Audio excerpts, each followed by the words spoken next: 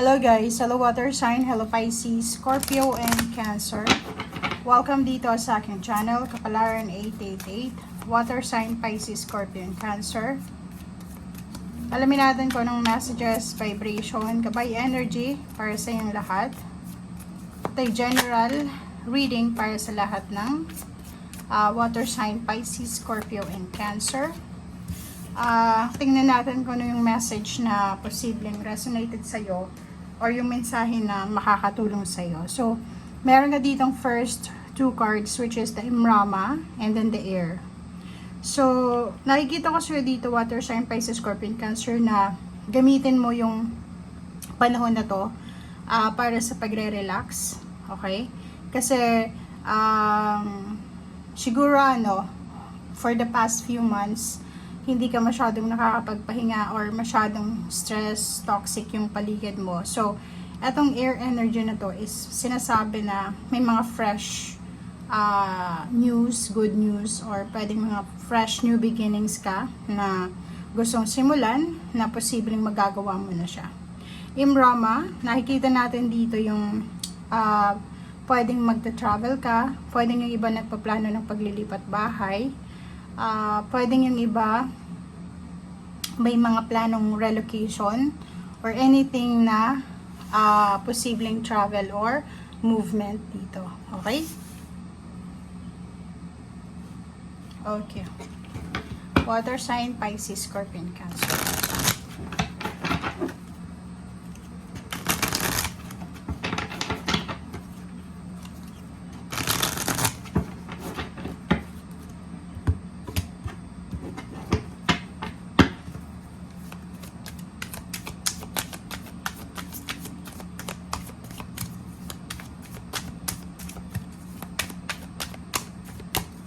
Okay, tingnan natin sa mga Pisces muna.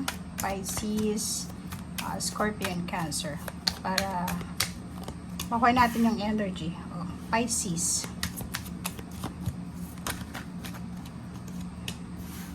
Scorpio.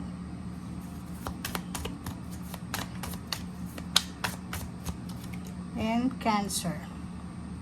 Okay guys.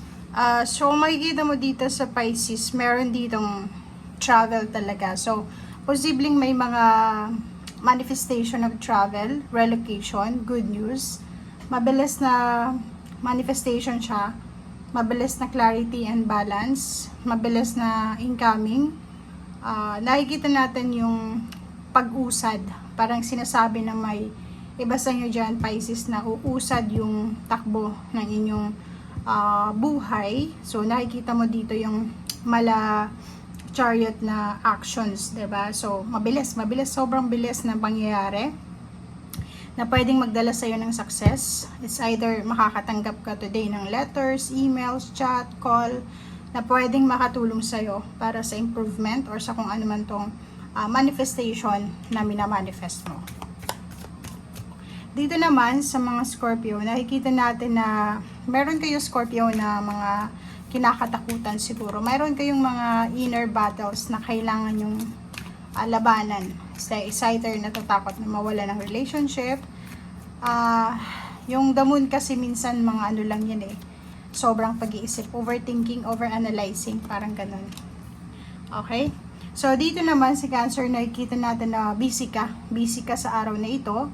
Wala kang gagawin kundi trabaho. Trabaho ng trabaho. Ang dami-dami mong obligations. Marami kang kailangan na tapusin. Marami kang dapat na asikasuhin. Ganyan, ganito.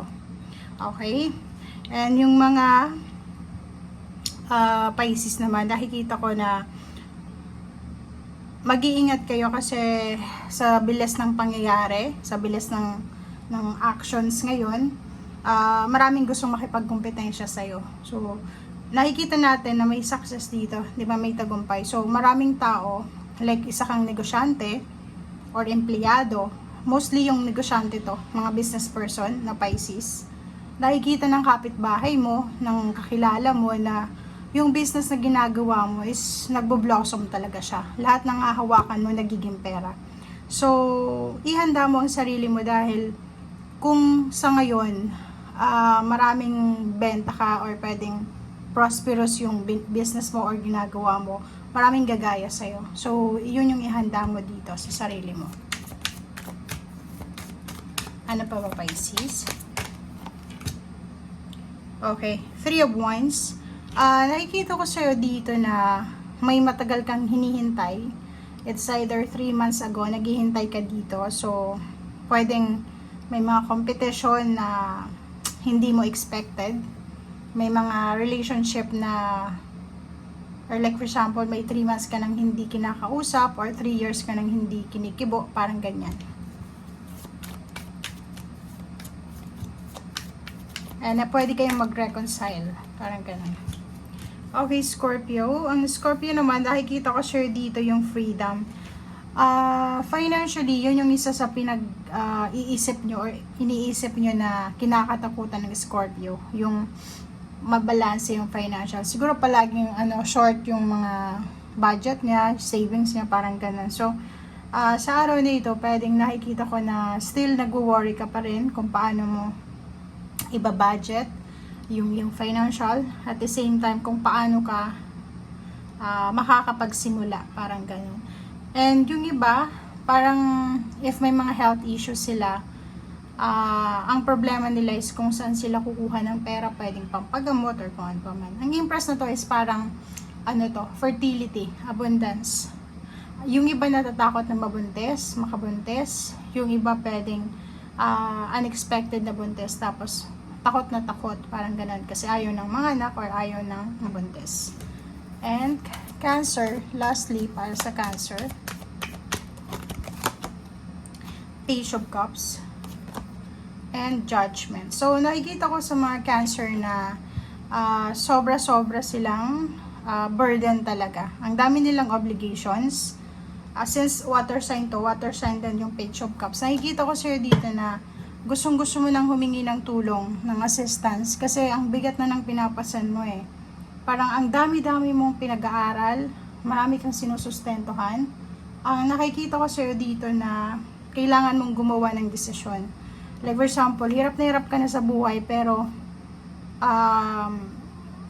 ayaw mong humingi ng tulong kasi nahihiya ka. So, etong judgment na to, sinasabi na if ever man, make sure na magdesisyon ka na. Kasi walang magagawa yung pag-shoulder mo ng lahat ng mga bagay-bagay, 'di ba? So, ang obligations na tong ginagawa mo is hindi ito para sa iyo. Ito ay para sa pamilya mo, sa career mo, sa kung kanino man or sa ano pa man. So, nakikita ko sa'yo dito na napaka-responsable mo. It's either responsible parents, siblings, or anak.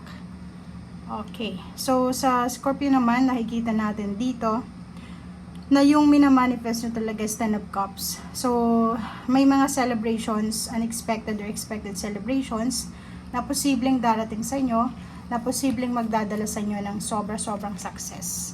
And dito naman sa Pisces, may hermit mode. So, sinasabi ng barahan na if ever may mga temptation sa inyo ng competition, pakikipag-away, debate, parang ganon, hayaan nyo na lang. Kasi itong hermit mode na to, sinasabi sa'yo, Pisces, na if ever man na natitempt ka na sumagot, ipaglaban yung karapatan mo, siguro much better na lang na pag-isipan mo muna yung bawat salita na iriribat mo, parang gano'n. So, thank you guys for watching and see you again. Bye!